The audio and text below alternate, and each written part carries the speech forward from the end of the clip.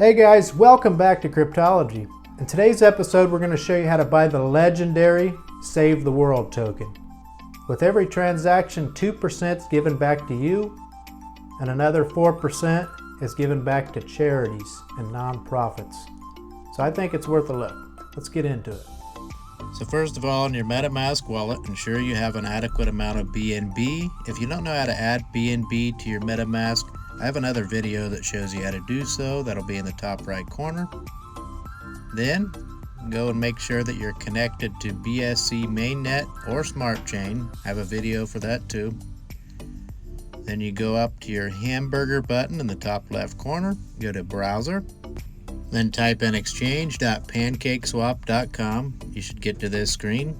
In the top you'll have your BNB. In the bottom you're going to put in save, so click select a currency. Type in save. Save should then pop up, import it. And it's all imported. Now put in the amount of BNB you'd like to swap for the save. You will then see how much save you receive estimated. It's a lot.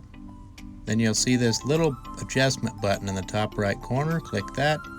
Type in 12% slippage as per the dev's recommendation. Then click swap.